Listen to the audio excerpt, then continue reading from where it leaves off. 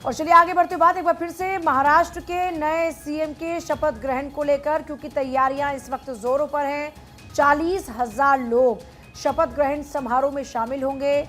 लाड़की बहनों, साधु संतों के साथ कई उद्योगपतियों को भी न्योता दिया गया है। तो देखिए 5 तारीख को अब यहाँ पर शपथ ग्रहण का कार्यक्रम है और शपथ ग्रहण को लेकर तैयारियां इस वक्त जोरों पर हैं। महाराष्ट्र की इस जीत में बहनों का यानी महिलाओं का एक बहुत ही इंपॉर्टेंट रोल है। आपको याद होगा जब मध्य प्रदेश में भी सरकार का गठन हुआ था, उसमें लाडली बहना योजना एक बहुत ही महत्वपूर्ण भूमिका निभाती हुई नजर आई थी। और ऐसे में जब उन्हीं महत्वपूर्ण भूमिका में वो महिलाएं नजर आईं, तो जीत के बाद उन महिलाओं का शुक्रिया अदा भी किया गया था। इस बार भी जब महाराष्ट्र में सरकार का गठन होने जा रहा है, जब सरकार में मुख्यमंत्री का शपथ ग्रहण होने जा रहा है, तो ऐसे में लाड़की बहनों को खासतौर पर न्योता दिया गया है। लाड़की बहनों के साथ साथ साधु संतों को भी न्योता दिया गया है और साथ ही साथ कई उद्योगपतियों को भी न्योता दिया गया है, क्योंकि देखिए अगर मुंबई को देखा जाए तो आर्थिक राजधानी कहा जाता है। और ऐसे में अब जब महाराष्ट्र की सरकार में मुख्यमंत्री का शपथ ग्रहण होने जा रहा है, तो कई उद्योगपतियों को भी न्योता दिया गया है। तैयारियां इस वक्त जोरों पर है। शपथ ग्रहण समारोह में लोग कितने शामिल होंगे, इसको लेकर प्लानिंग की गई है। 40,000 लोग इस दौरान में पहुंचने वाले हैं।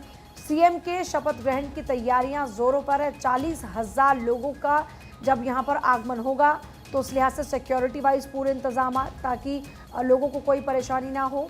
दूसरा, ह्यूमिडिटी का कोई प्रॉब्लम ना हो, क्योंकि जब लोगों की तादाद बहुत ज़्यादा हो जाती है तो कई दफ़ा ये भी एक मेजर इशू बन जाता है।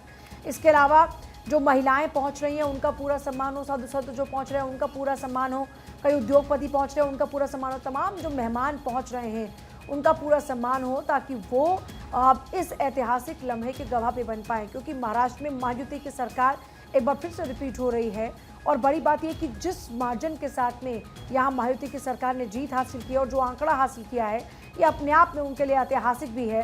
तो इस लिहाज से ये एक जश्न भी है और इसे बड़ा बनाने की कोशिशें लगातार जारी हैं।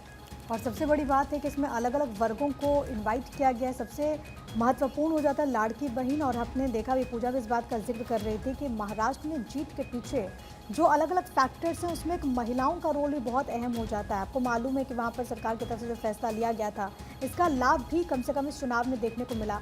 15 ऐसी सीट जहां पर महिलाओं ने ज़्यादा वोट डाला पुरुषों के कंपैरिजन में, और उनमें से 10 सीटें महायुति ने जीती, तो उनको भी निमंत्रण यहां पर दिया गया है।